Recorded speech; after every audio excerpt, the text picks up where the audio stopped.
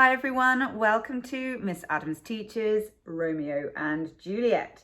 In this video, I'm going to be talking to you about Act 2, Scene 2, the very, very famous balcony scene.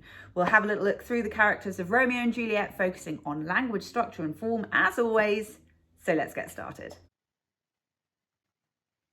Okay, quick plot summary for you. So the scene begins outside Juliet's bedchamber.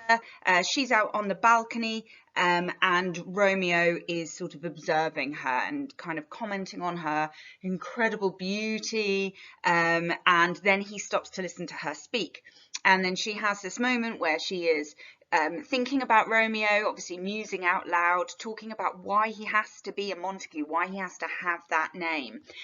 Leads to a very, very famous quotation, you know, what's in a name? That which we call a rose by any other name would smell as sweet. So she's talking about sort of taking away the status, taking away the kind of family name and just being them as themselves.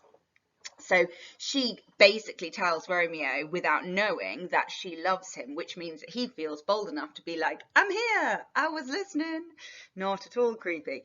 They then have this exchange where she's quite practical minded, asking like, how are you here? Why are you here? Like, what are you doing? And Romeo is sort of full of this sort of transcendental love that he expresses to her. But the scene moves quite quickly in terms of they both make their vows of love for one another. And it is Juliet that's like, do you know what? If you mean business, you mean business. Let's get married. And so a plot is hatched for a message to be sent back between them through the nurse, so that they will be able to get married. So quick plot summary, but we do need to look at the scene in a little bit more detail. Okay, so this is the first part of the scene where Romeo is looking towards Juliet and he says, but soft, what light through yonder window breaks? It is the east and Juliet is the sun. So we've got this beautiful metaphor that suggests that she is the giver and bringer of light and of warmth. So mass feelings of love. Now this metaphor is extended and it's all about creating again this imagery of light and dark, that she is the light within the darkness. And it continues, arise fair sun, so that's her again, and kill the envious moon who is already sick and pale with grief. Okay, so he personifies the moon. He's like, come on sun, up you come, Juliet, get rid of the night, light versus dark. And then he says through this personification that the moon is actually jealous of Juliet, yeah, that thou her maid art far more fair than she. Okay, be not her maid since she is envious. So you're more beautiful than her. You shouldn't be her maid. And then it gets a little bit typically Romeo, dare I say it. Her vestal livery is but sick and green, and none but fools do wear it. Cast it off. Now, in case any of you were wondering, what does that bit mean? So vestal livery is like a metaphor for virginity. It's the uniform of the virgin. And this idea about being sick and green is apparently associated with diseases that only virgins get. But look again, you know, this imperative, cast off. He's gone straight to sex again. You know, this is meant to be transcendental love, but his mind is on one thing here. But then he gets back on track. It is my lady. Oh, it is my love. So we've got these exclamatives, lovely interjection, you know, the oh, it is my love. Oh, that she knew she was. So very heightened emotion, very heightened feelings of love. She speaks, yet she says nothing. What of that? Her eye discourses, so a bit more personification. Her eye speaks. I will answer it. Oh, no, I'm too bold. 'Tis not to me she speaks. Yes, careful there, Romeo. She doesn't know that you're there, and at the moment you're already interpreting words that she hasn't said through the way that her eyes are speaking. So give her a chance. He then continues.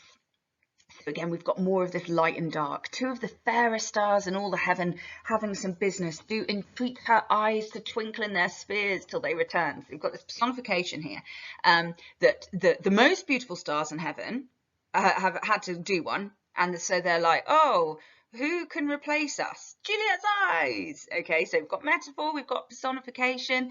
But again, all of this is this idea that Juliet is brighter than any star, Juliet is better than any star, Juliet offers more light than any star.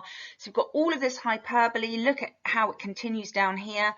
What if her eyes were there, they in her head? So what if her eyes were up in heaven and those stars were here? Well, then the brightness of her cheek would shame them. So even her cheek is more beautiful and bright and sparkly than the brighter stars of heaven. Okay. Her eyes in heaven would through the airy region stream so bright that birds would sing and think it were not night. Oh my word. So if her eyes were in heaven, glistening like a star, it would make the birds think it was daytime. That's how bright and light and beautiful she is. Note the way that just like in Act 1, Scene 5, he is worshipping her. Not as a religious deity now, but as almost like Mother Nature herself.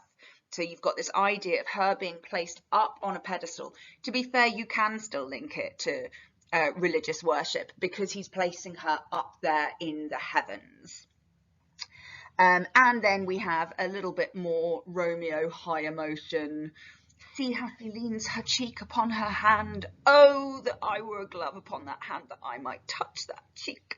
So again, this idea of how precious it would be just to be able to touch her. So again, quite reminiscent of Act 1, Scene 5.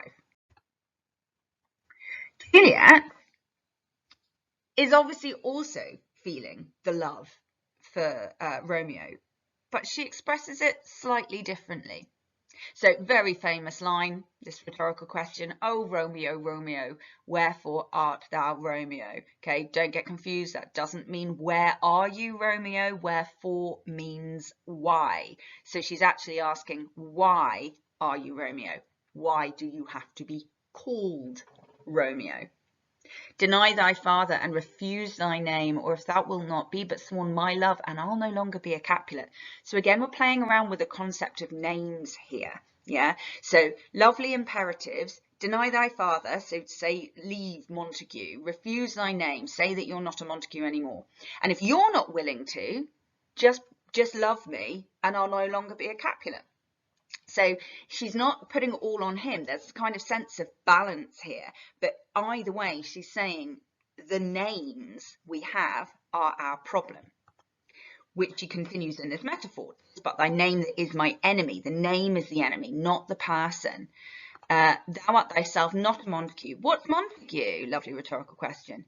It is nor hand, nor foot, nor arm, nor face, nor any other part belonging to a man. So we've got this lovely, lovely syndetic listing here, listing all of the things that it's not, yeah, that being a Montague doesn't mean. So she's reminding us that actually there's so much more to a human being than their name, than their family name. Oh, be some other name. What's a name? That which we call a rose by any other name would smell as sweet. You've got this lovely analogy, of the rose, basically saying if you have a rose, yeah, whether you call it a rose or a pumpkin, it doesn't matter. It's still beautiful. It still smells the same, as does Romeo. Yeah, so Romeo would, were he not Romeo called, retain that dear perfection which he owes without that title. So she's like, it's not the name that makes him perfect, it's him. So it's quite sensible thinking here. Okay. Romeo, doff thy name, and for that name which is no part of thee, take all myself. So again, ending with this imperative. But remember, Romeo stood like listening to this, and he's like, yeah, at this moment. And so this is when he steps forward and basically just surprises her. I take thee at thy word, call me but love, and I'll be new baptized. Henceforth I never will be Romeo. So he's like, fine, cool, yeah, I'll bend my name. I'll bend my name for you. Okay, so what I want to look at now is just to sort of differences in their characters and the way that they handle this moment. So I've just got 3 little exchanges for us to focus on. So the first one, they're all like Q&A, all sort of adjacency pairs. Juliet asks, "What man art thou that thus bescreened in night so stumblest on my counsel?" Good question. Who are you? Why are you creeping around my gardens at night and listening into what I'm saying? Good question, Juliet. Okay. Romeo responds, "By name I know not how to tell thee who I am. My name, dear saint." Again, religious worship. "It's hateful to myself because it is an enemy to thee. Had I written it, I would tear the word." So Juliet, straightforward, practical question. Who are you? What the heck are you doing in my garden at night time? Romeo, heightened metaphor, emotion. If I had the name Montague written down, I'd tear it into pieces. So lots of lovely hyperbole. And this one. "How camest thou hither? Tell me, and wherefore? The orchard walls are high and hard to climb, and the place death, considering who thou art, if any of my kinsmen find thee here." Good question, Julia. Yeah. So how did you get here and why? Yes, so how did you get and why did you come? Practical questions, straightforward. And then she qualifies. The orchard walls are high and hard to climb. So she's like, what did you do? Did you climb up the walls? Like those tall walls? And she's like, and good God, man, if anyone had found you, they'd have killed you because you're Romeo of Montague. What are you doing? So again, very, very practical, caring, but practical. Romeo's response, "With love's light wings did I overperch these walls, for stony limits cannot hold love out." Well, yeah, they can. So again, he responds in metaphor. He responds with hyperbole. So it almost makes me think of Red Bull. You know, Red Bull gives you wings, but in this case for Romeo, it's love that has given him wings. But no, again, it's this idea of flight and of this, that Juliet's love for him gives him this kind of power to be able to do anything. So it should remind you of Act 2, Scene 1, when Benvolio talks about how he's overperched the walls. And then the last one. "By whose direction foundest thou out this place? So, who told you how to get to my room, dude?" Good question. Romeo, "By love, who first did prompt me to inquire. He lent me counsel, and I lent him eyes. So love told him."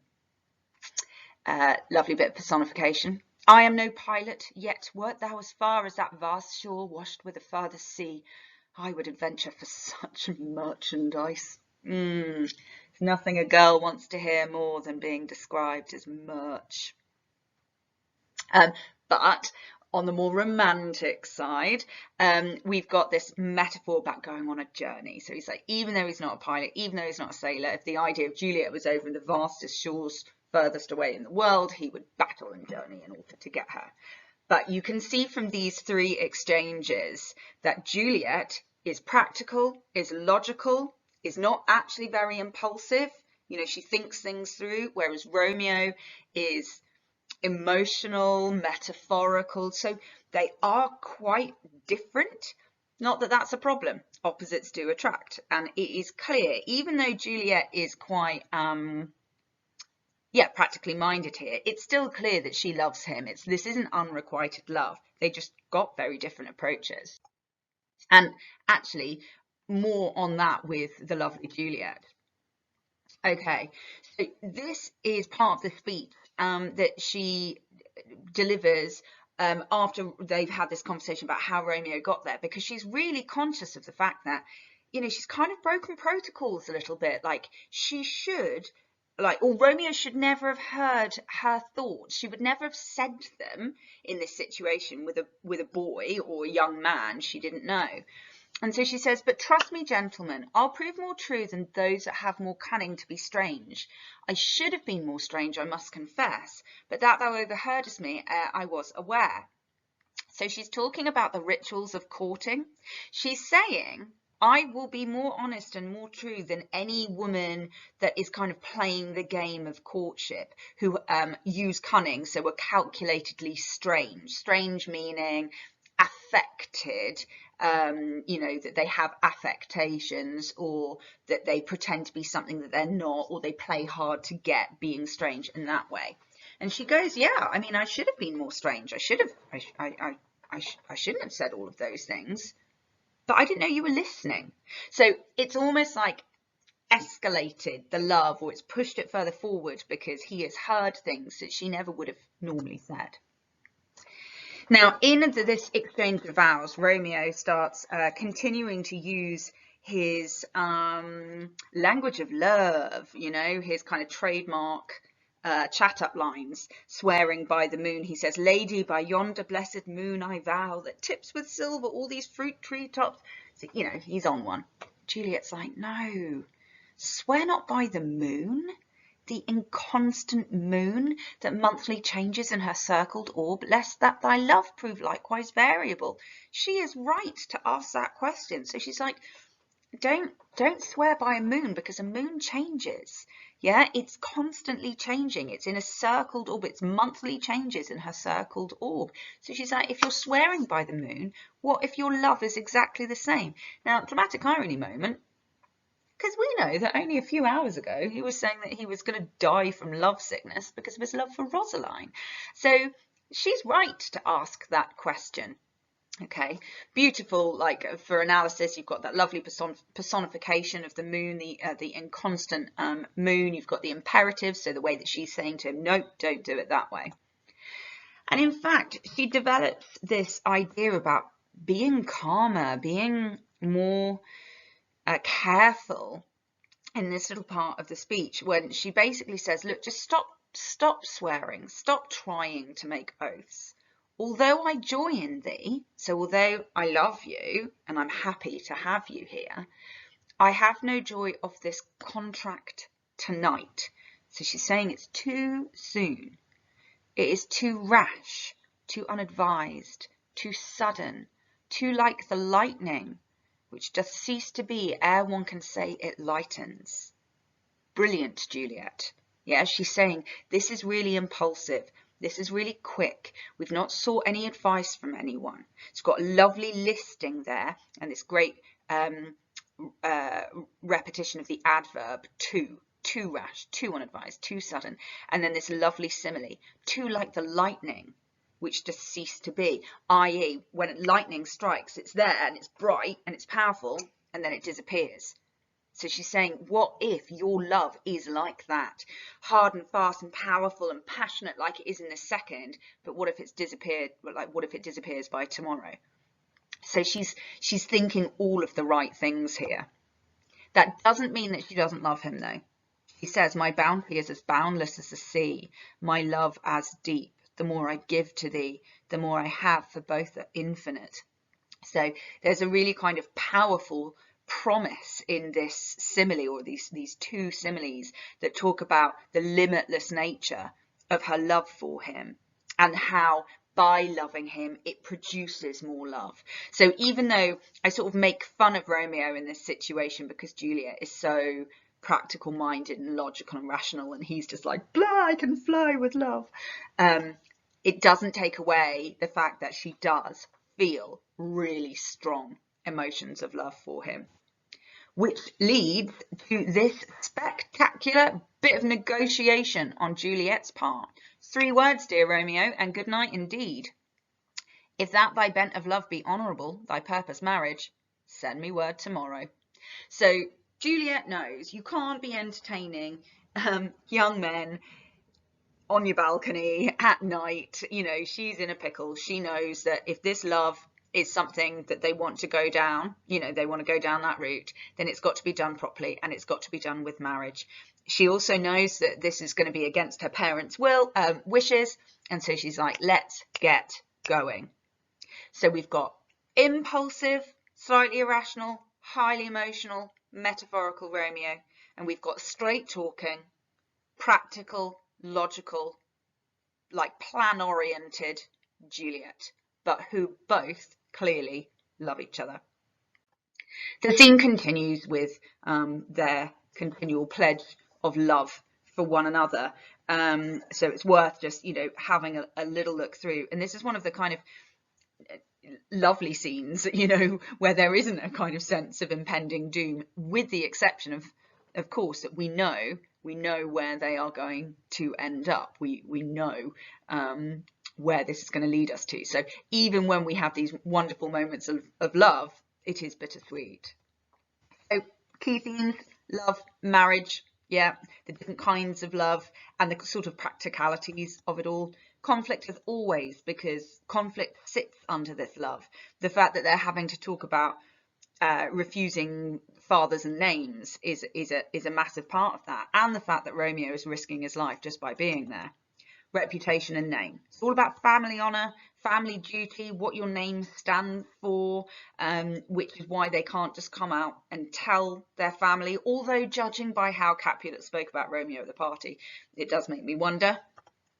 And here, wisdom versus impulse.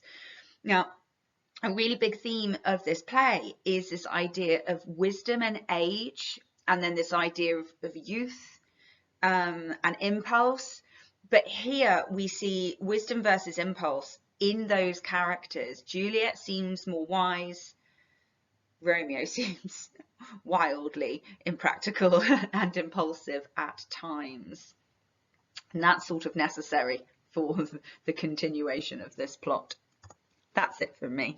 Thank you very much for watching. I hope that was useful. Drop me a line in the comments if you've got any questions or any feedback, and I will get back to you. If you haven't subscribed, do click that button so that you can see when Act 2, Scene 3 is coming up. Thanks so much. Happy revising.